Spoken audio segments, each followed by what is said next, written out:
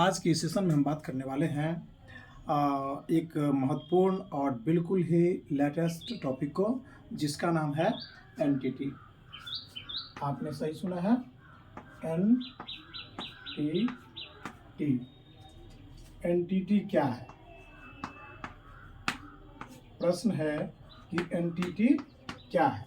ऐसे बहुत सारे कैंडिडेट्स ने जो है फ़ोन करके भी और ऐसे भी फेस टू फेस भी कई बार मैंने मुझसे जो है पूछा गया है कि सर एनटीटी क्या होता है और ये किस प्रकार की ट्रेनिंग है और इसके लिए क्या क्वालिफ़िकेशन चाहिए, यदि हम ये ट्रेनिंग कर लेते हैं तो इसके लिए फिर हमें कितनी सैलरी मिलेगी और कौन से क्लास में हमें पढ़ाने का मौका मिलेगा।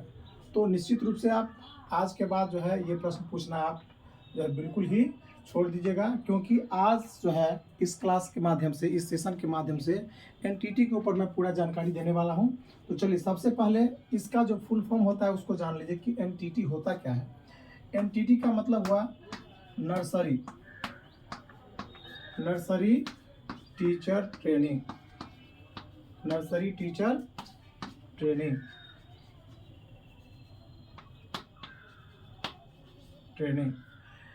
अब बात कर लेते हैं कि ये एक प्रकार का ट्रेनिंग है। जिस तरह से आप जेबीटी करते हैं, डीएड करते हैं, डीएलएड करते हैं, बीएड करते हैं, उसी तरह से ये एनटीटी क्या है? ट्रेनिंग है। नहीं, यदि आप एनटीटी कर लेते हैं, नर्सरी टीचर ट्रेनिंग कर लेते हैं, तो ये किस क्लास के लिए आप एलिजिबल हो जाएगा टीचिंग करने के लिए? जो स्पेशल जो क्लासेज है वो कौन सा है?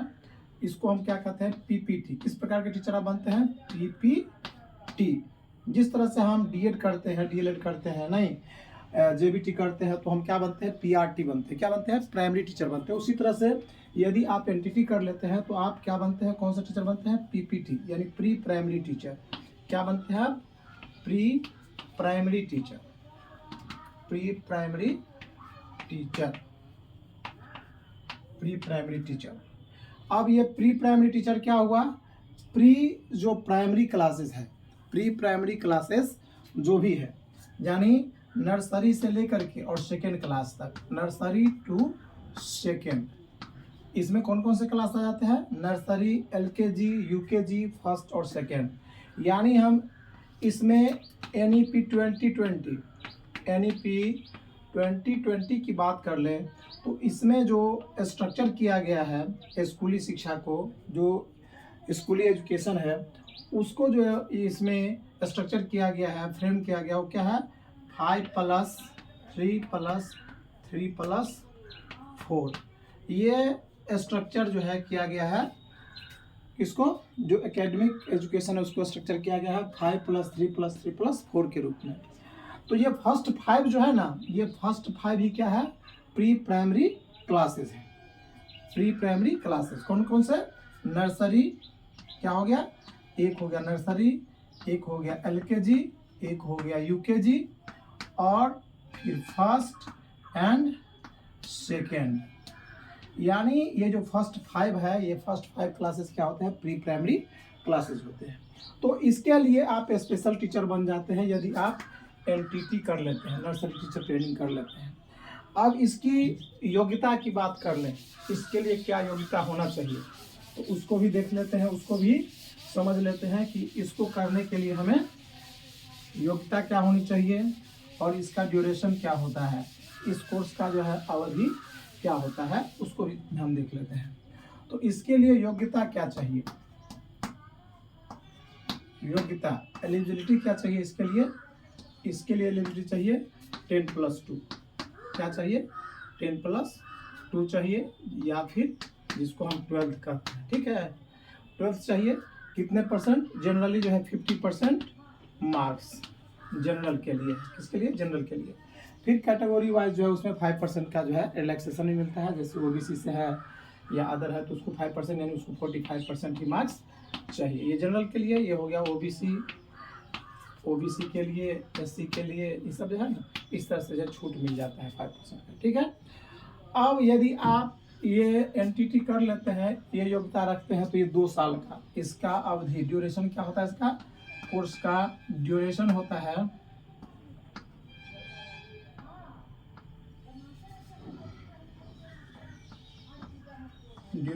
है 2 इयर्स। 2 ईयर्स का कोर्स होता है। कोर्स का अवधि क्या है, 2 साल का है ये, ठीक है। और इसकी सैलरी की बात कर लेते हैं। इसके लिए जो सैलरी है, इसके लिए जो सैलरी है वो क्या है, पीआरटी को जो मिलता है, जैसे बिहार में क्या मिलता है, 25,000 मूल वेतन मिलता है। क्या मूल वेतन मिलता है 25,000। तो यही चीज़ जो है 25,000 रहेगा नहीं, स्टार्टिंग इसकी जो है स्टार्टिंग कितने से होगी, 35,720 से स्टार्टिंग होती है अभी बिहार में, है ना। तो यही सैलरी जो है किसके लिए रहेगी, एनटीटी के लिए भी यही सैलरी रहेगी। जब वैकेंसी आती है तो निश्चित रूप से यही जो है उसका भी स्केल होगा। चलिए आगे हम चर्चा कर लेते हैं कि अभी के समय में या कभी भी एनटीटी डीएड या बीएड, क्या बीएड क्या करना अच्छा रहेगा। अब बच्चे भी पूछते हैं कि सर हम एनटीटी कर लें, डीएड कर लें या बीएड कर लें, क्या कर लें।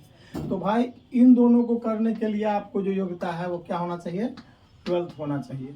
लेकिन बीएड करने के लिए आपको क्या होना चाहिए, बीए होना चाहिए या फिर बीएससी होना चाहिए या तो फिर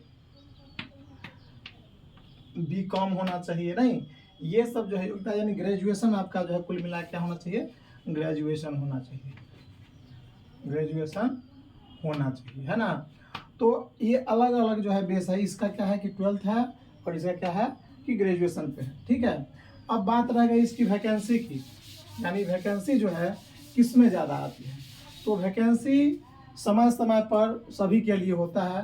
नहीं, वैकेंसी की बात कर लें तो वैकेंसी जो है सभी की होती है। किसकी, सभी की वैकेंसी होती है। जहाँ पे नीड होता है, आवश्यकता समय के अनुसार आपने जो भी ट्रेनिंग किया हुआ है, यदि आपको अपॉर्चुनिटी मिलता है, नहीं, और यदि लक आपका साथ दे दिया, आपका समय साथ दे दिया, तो कुछ भी आप किए हुए हैं, आप एनटीटी किए हुए हैं, जेबीटी किए हुए हैं, डीएलएड बीएड कुछ भी किए हुए, नहीं, तो वैकेंसी आती है और आपको मौका मिलता है तो वहाँ पे आप, लेकिन क्वालिफिकेशन क्या है, जरूरी है, पढ़ना जरूरी है। यदि आपने कोई सा भी ट्रेनिंग किया हुआ है तो निश्चित रूप से समझ लीजिए कि अभी जैसे केवीएस है, नहीं, फिर डीएवी है या कोई सा भी स्कूल है, प्राइवेट सेक्टर में भी है, अच्छे अच्छे स्कूल है, और फिर गवर्नमेंट सेक्टर में भी स्कूल है।